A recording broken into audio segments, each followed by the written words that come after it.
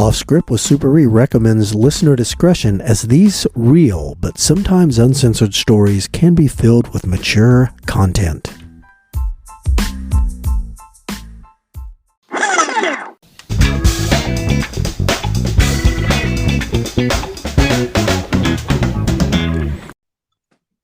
Hello everybody, Jay here, back with another episode of Off Script with Super E.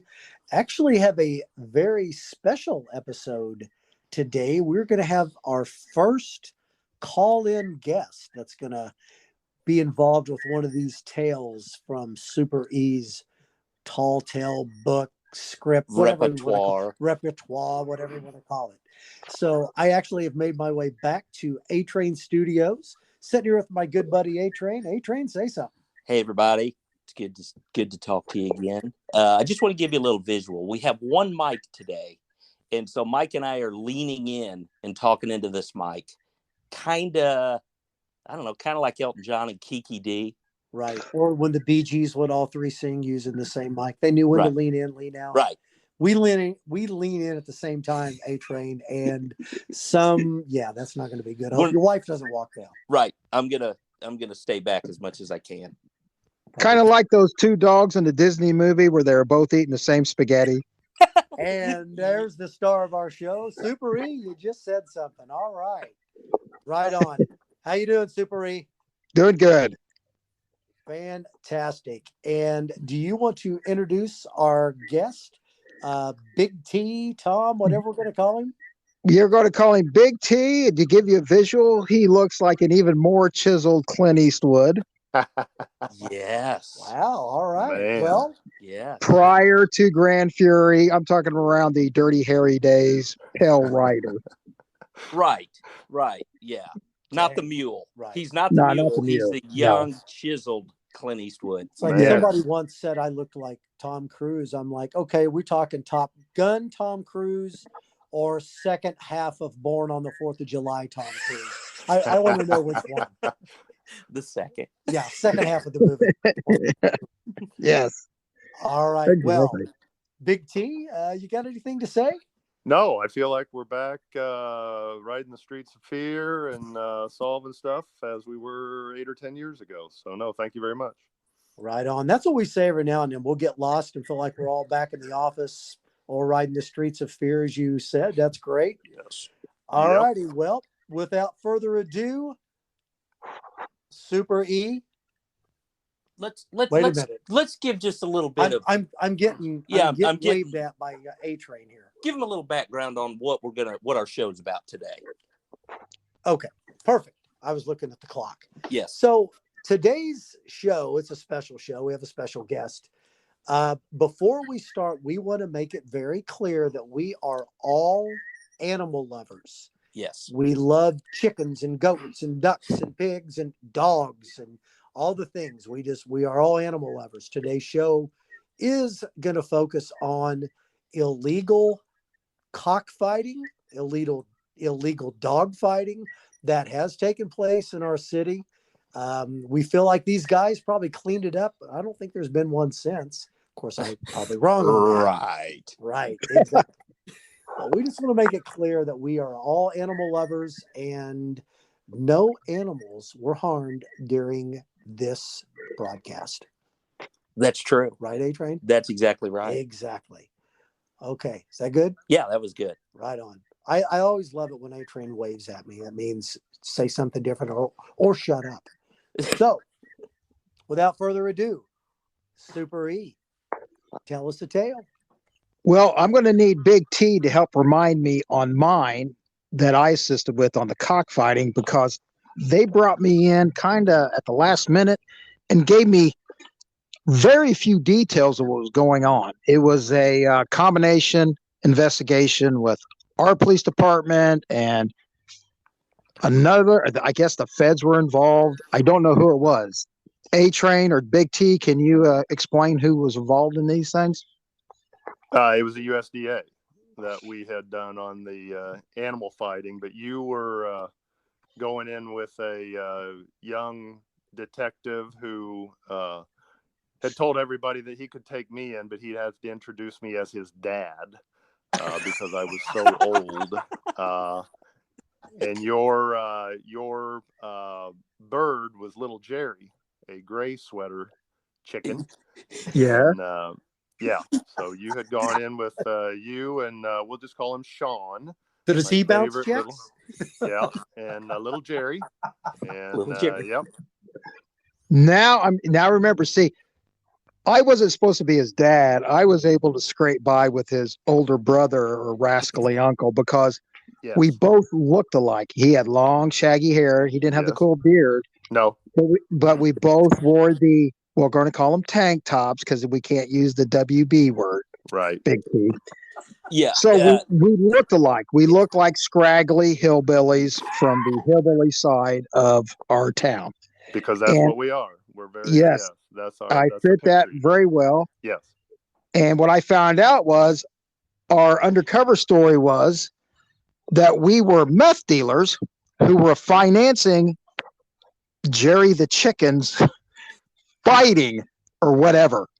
That's all I know. Something like that. We were meth dealers. We wanted to get involved in chicken fighting, and we were sponsoring Jerry the Chicken. Hey, yes, Big T. yes. Okay, he's calling them chickens, but they're obviously roosters or cocks. Yes. Could you just give a quick rundown on what we're talking about when we're talking about cockfighting? What is this all about? Well, there are, I believe there are only two ways that so you strap a chicken or a male chicken, a cock has a spur on its hind leg. And that's when they fight, they jump up and they aggressively go at the other bird with that spur. So this is a natural thing, but cockfighters, then there are two things. There's a gaff, which with a little leather strap, you tie a gaff, and it is a pencil, a metal like pencil thing, but it's got a sharp point. So that's gaff fighting. And then there's another one, blade, which is exactly what it sounds like. It is a razor blade. Oh my God. And the gaff fights, those are the ones that can go on a long, long time. And that's what we're going to talk about when your cock gets overheated, or how you cool down a fighting cock, or how you do some of that. But then the blade, that's about over as soon as they go across the scratch line, which we can tell you all about that part of it. But that fight's over in about 30 seconds because one of those birds is going to bleed out quickly. This is some brutal stuff. Yes, the gaff is slow and painful, and the blade is quick and bloody. And okay, so I'm assuming at these fights, the people, they bet on the fights. Correct. Okay. Tumbleweed. No Michael Buffer in the ring either, but it was an interesting thing when we went to the fight. We took 6 or 8 birds, I forget what. So this is an all-day thing. The entry fee was $1,500, so it's not a cheap date. And word of mouth. You're in a very, very rural area with a long drive off the road, and you got to know somebody's got to know you, or you don't get in. So we had to cozied up to a guy who was in the business. So, Big T. So you guys had to obviously infiltrate this cockfighting league, which probably it sounded like it wasn't easy to get into. Right? No, it was not. We had to work at it. It was several months. So yeah. Okay, so you guys got in, and you actually had a couple birds, didn't you? Yes, we did. Yeah, we bought a couple, and that was our ruse to get in a ring and make some money. Got it. Do you remember those roosters' names? We didn't officially name them. Our guy wasn't really into much naming the birds, so we didn't have. We obviously, between us, we called one Mike Tyson, and the other one was Evander Holyfield, but that was just between us. Well, what about little Jerry? Well, little Jerry was Super E's bird, so that wasn't. That was a whole separate deal. Oh man! Yeah, they had a whole flock of birds. Yeah. Okay, and got it. Now I want to make something clear. You guys never actually fought these birds, right? Oh yeah. Okay.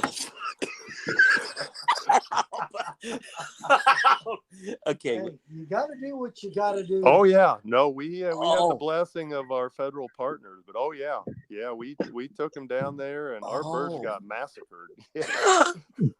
Oh, God. I had no idea. And so, Oh yeah, so Big T, when the birds got massacred, is that part of the story I heard about the birds being shoved out the chute for the children to play with? correct. Yes, Okay. yes, absolutely. Yes. Okay. We'll get into that. Okay. That's coming. Yeah. Yeah. Okay. So let's, now that we kind of have a handle on what this is all about. So, walk us through, Ernie's deal or Super E's deal.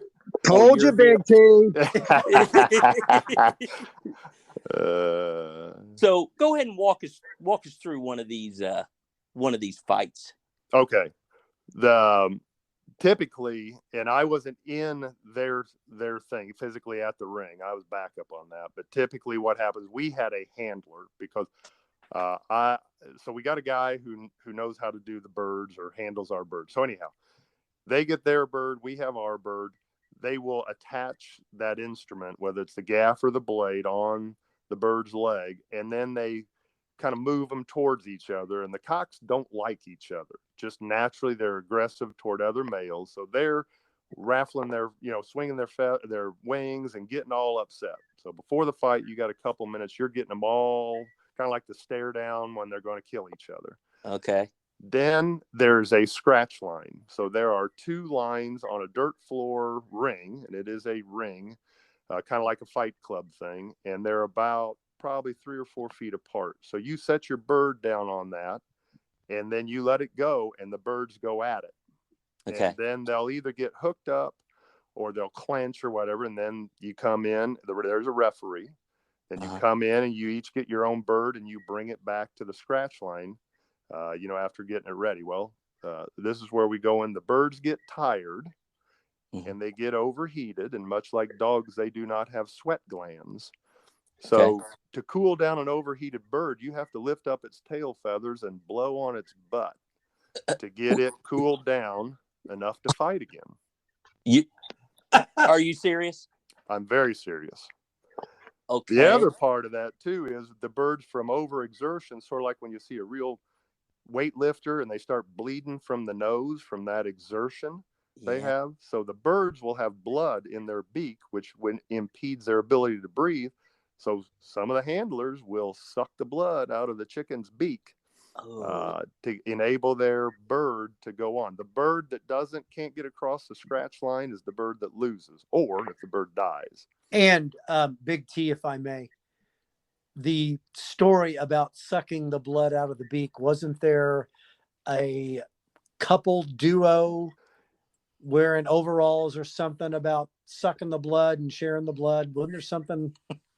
There is. And that was the young lady was the hottest female in there, and she was pretty hot. Okay. Her beau. Did you blow on her butt? Well, she wasn't appearing to be overheated, but here her beau, who was cleaning our clock with his gray sweater over our Rhode Island red or whatever we had, he was, envision a 6'7" Tom Petty wearing overalls with about half a tin of skull in his bottom lip, and you've got a picture of this gentleman.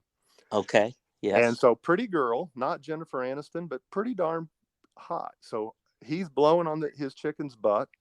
He's sucking the blood out with that big old wad of skull in there. And when they cleaned our clock, she came over and gave him a big old tongue kiss.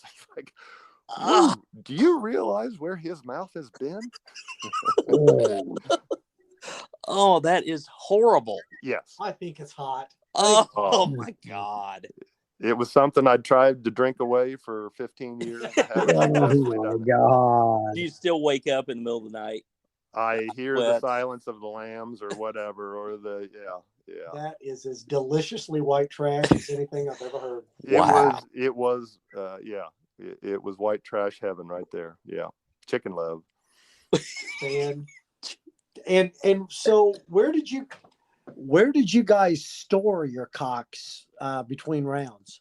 between bouts? You have cages that you keep them all in the truck or in undercover. It was a warm day, so you got to keep the birds cooled down before they even get in the. I meant more when you were off duty. Oh, where did these cocks go? No, they stayed at the farm where the guy, where our mentor was. So yeah, we had just bought them, and we would go out there and you move them around. You move them from indoors, and then you put them on the grass for a while. And there's a whole regimen on how you get them ready to fight. That right. 2 weeks before, you select the ones that are in the best shape to go, and then they're in training. And yeah, Really? I just pictured them either in the property room, animal control, no. something like that. So no, we left them there. So what kind of training did these cocks go through? Heavy bags? What No, it's a dietary thing, and it is no implement on their leg, but you have training fights. So you just have them, which again, in his barn, just where you put them down, and just what male birds will do is they're going to go at it a little bit. So you just have them get ready to, and then you see who has the most aggression too, and that determines which one is ready to go or we're taking. Well, Super E, it sounds like Big T had a Class A cock. What about yours? Mine's always been a D-lister cock, but it sounds like Big T was like, a big, long investigation. I was like, I get a call and they said, we need you to look like an unbelievable goofy loser hillbilly. Can you be somewhere real quick? Are you ready to look like that? And I said, I look down and I'm ready now. I'm ready to go. So I can stop by the Colonel and be ready to go. Yeah. Right? So I get to wherever the staging area is, and I'm like, I had no idea what's going on. They said, we need you to be part of this cockfight. I'm like, what's a cockfight? I pictured him like A-Train. They had little boxing gloves on and stuff like that. And so they paired me up with a younger officer, Sean, undercover officer. And like I said, he was scraggly, looked like me, looked like we were related. And so what our deal was, we were portraying ourselves as redneck meth dealers, and we were sponsoring this Hispanic guy's cocks. And I guess it was little Jerry. So I really had no clue what was going on. So Big T is also schooling me on this. I had no clue. All I was just playing a part that I had no script for. And so you came in and you knocked it out of the park, and that's of course, stipulated. It's understood. It should be. Yeah. So what I think it was Sean. Somebody had the brilliant idea, because me and Sean were the only gringos there, and so we bought a giant cooler with ice and Corona beer or something like that. So, because, when we got there, I don't remember us having a warm welcome. They were like, who are these guys? And then we like, oh, hold on a second. We got into whatever our car was. We brought out the big thing of a cooler of beer. And it was like, oh, come on in. And so, what's that? I just said you're best friends now. Yes, exactly. We were now best friends. But I will say this. We were dressed like we should be hanging around the 7-Eleven in string towns. If everybody will get that, who knows what we're talking about. Okay. But these guys were all dressed, I mean, like they were going out somewhere fancy afterwards. Expensive looking cowboy hats, clean and pressed white long sleeve dress shirts, expensive looking jeans, and very expensive cowboy boots. Everybody was dressed very well, except for us. Right. And I had no idea what was going on. And our bird, I guess I remember now, little Jerry, he was kind of waiting in the wings, so to speak. And so I watched a couple of these fights, or these cockfights, and I had no idea what was going on. And I think Big T, our guy, these birds had the razor blades on them. Oh, yeah. And so our bird wasn't fighting. These other birds are fighting, and I'm watching this, and I'm thinking, oh, my God, this is fucking brutal. I was horrified by what I was seeing. The birds would just go at it, and then 10 seconds later, they would both keel over and die. That's what appeared to me. I'm like, they're dead. How are they going to pick a winner, you know? And like Big T said, then these guys would run over, and I didn't know what they were doing. I thought, is this chicken bestiality rape? Because they started blowing on their buttholes. I thought, are they giving them fellatio or a rim job? What are they doing? And then the birds would come back to life, even more pissed off, and then they would go at it again. I'm like, well, wouldn't you be? yeah. Yeah. I was Well. having there was a freak show going on, and I had no idea what's happening. And I was looking around, looking pretty nervous, like, what is this? And then little Jerry comes up. And then Sean goes, hey, this is our bird. I'm like, okay. So I see little Jerry get out there, and I'm thinking, all right, he looks like he's kind of scrappy. And he goes at it with this other guy's rooster, and they're fighting. And I'm like, oh, this is horrible. These guys should all be ashamed of themselves. These people are terrible people for punishing these birds or torturing these birds. Right. And then little Jerry goes at it, and they both keel over and die. And I'm like, well, that's the end of that. So I guess, we both lost. They come over. One of the referees comes over and grabs my arm and raises it. I'm like, what's going on? And he says, you won. Little Jerry won? Yeah, because somebody blew on it. And I guess he opened an eye up and said, I'm still here. And then they handed me $1,000. Really? And they're like, yes. And they're like, Ray, you've won $1,000 because your bird was victorious. And I was like, I got $1,000. And then I guess I was kind of greedy, and I was like, bring over one of the mother clucking motherfuckers, and let me make another fucking $1,000. Bring them over. And then I was like, oh, wait a minute. We're trying to stop this, not profit off it. Correct. And it wasn't your money. It wasn't my money. I didn't get to keep it. Everybody settled down. Who hears this? And it was just, then they really believed who I was by my over-the-top glee of getting $1,000. Of course. And then the guys who lost, they seemed like they were a little pissed at me. I mean, I didn't do it. I didn't decide this. And then it started getting a little tense. The atmosphere was getting a little tense in the place. And I just remember, like, I was telling Sean, you know what, your wife just had a kid. Now, I'm not trying to be overly a hero, but I said, if this is going to go south because we're a couple of strangers and everybody brings out guns, you just had kids, you take off running, I'll put up a fight because, I'm pretty much at the end of the line. My kids are all grown. And so I said, I'm not trying, but I was just, it was just what you do. I said, you run like hell, and I'll try to put up a fight. I'll be like hitting them over the head with dead chicken butts. But hey, Super E. So yeah. So okay, I remember you telling me. So the losing rooster.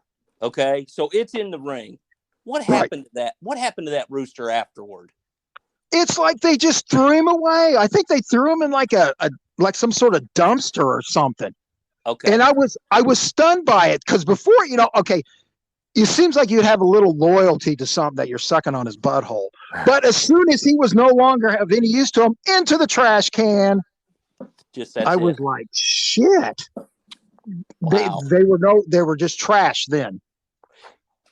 Big T, do you remember the losing cocks? What'd they do with them on your fights? Do you remember? Open barn door, and they just throw them out in the back. And as Jay was mentioning, there were, I don't know, probably 50, 60 birds dead and dying. And there were little kids pestering them with sticks and all. And then look over, and there's a concession truck. And I thought, man, if they have chicken nuggets or something over there, I wonder where their inventory is coming from. But oh my God.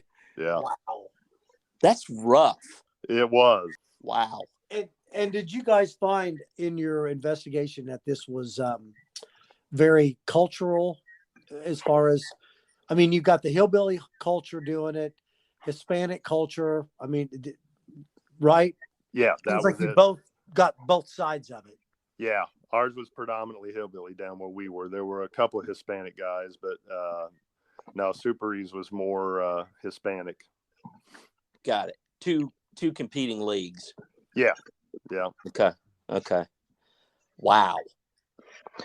And then after our investigation, it just seemed like then, we made a reason to leave because I guess we got what we needed or whatever, the $1,000, which I turned over to whoever's the investigator was. Of course. And then A Train or Big T, do you remember? I thought we would have a follow-up or something, but it just seemed like nothing, I don't remember what happened. They didn't need us anymore on that or to do any more. We got into the other guy, so yours showed that we could do it, and then that's when we got into the bigger guy. So that's why. And the best I can remember is little Jerry went to live on a animal rescue farm. So I think little Jerry, my recollection was little Jerry went off to green grass and high tides. My little Jerry. Yeah. Now that's a happy ending in a this is a pretty ugly story. Yeah. Well, so we no raids that you guys were involved with on the cockfighting. However, we do have a story where there was a tale, for the sake of Super E. Yes. There is a tale about a raid on a dog fighting ring somewhere in our city. Do you guys remember that? I remember something about it. Jay, as far as us four, I think just you and I were there. Yeah. I'm not sure. I always thought Super E was there. Was he? Okay. I know Big T wasn't, but I always thought Super E was there. Go ahead and tell a little bit about that. I just recall it was one of my first investigations after coming back over to this particular squad, Yes, if you will, to work with you guys. And it was dog fighting on the northwest side of town. We all had a rally point where we briefed, and SWAT hit the house and then gave a signal, and then we were going to come in for evidence collection, interviews, that sort of thing. And so SWAT hit the house. Actually, they got between a couple dogs. Yeah, there was a fight going on when SWAT hit this house. So they actually separated the dogs, and I think one of the dogs was really getting ready to kill the other dog. Yeah. So they broke them up, and I think there were like 100 people at this house in the yard and in the garage. Oh, there had to be. I mean, when we rolled up, it had just started to get dark, and SWAT had everybody on the ground in cuffs. It looked like this is going to date us, but I just remember the cover of Time magazine back in the 70s after Jonestown. And that's the first thing that I thought when I saw that. Because they were alive. Yes, Yeah, SWAT had secured everyone on the ground, zip tied them.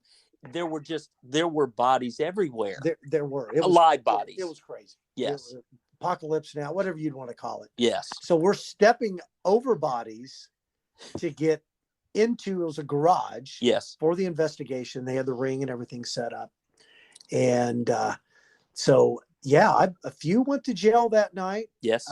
Money and evidence was recovered, if I recall. It was. And of course, there was narcotics. That's why I thought Super E was there, because there was. It's ringing a bell now, Jay. You're right. I was thought there. You were there, my friend. Yep, I was there. So, okay.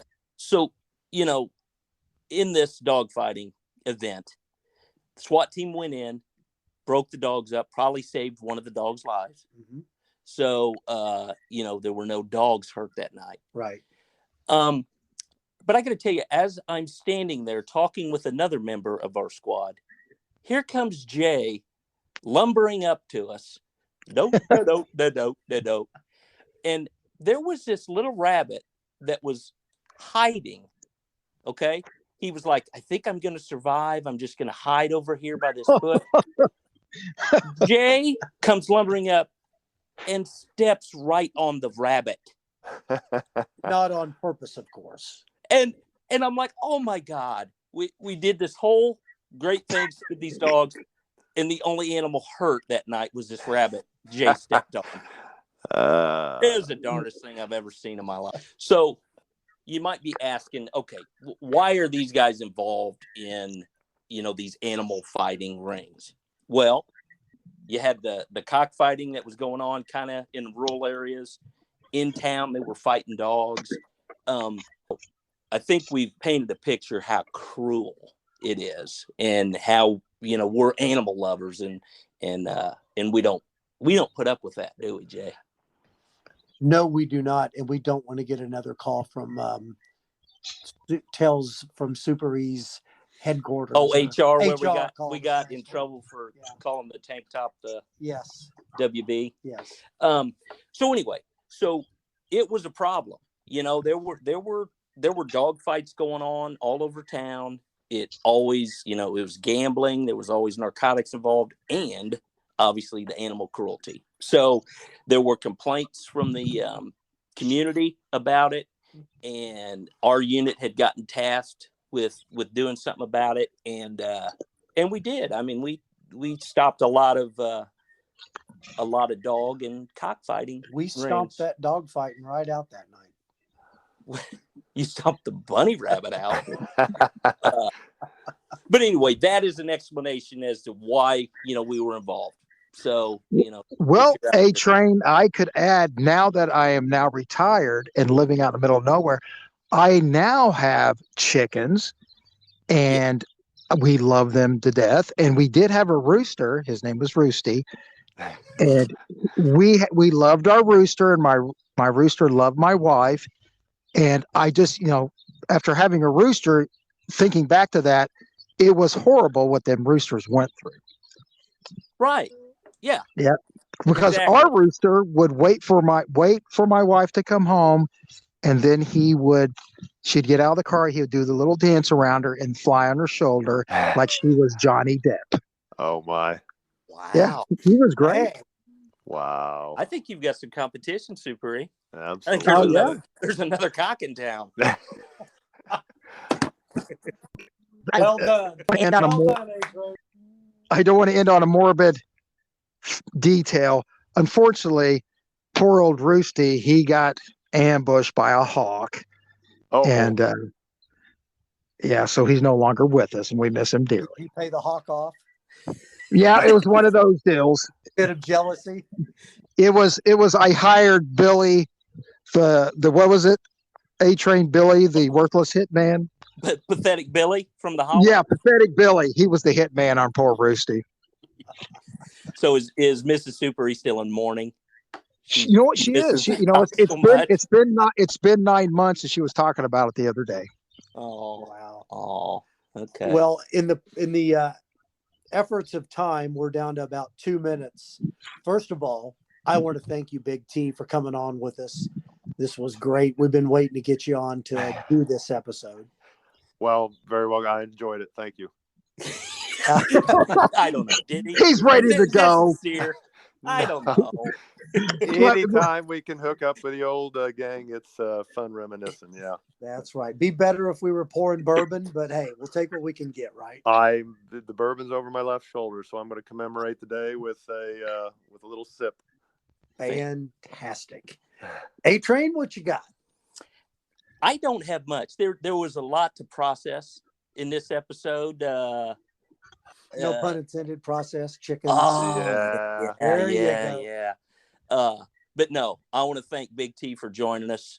You can come back anytime. Thank you much. Yeah, that'd be great. A-Train, or I mean, I'm looking at A-Train. Sorry, Super E. What you got? Well, I just want to say thanks to Big T for coming on. It was very enjoyable, and I'm ready for Jay to take us out. Right on. Out we go. Tune in again to another episode of Off Script with Super E coming soon.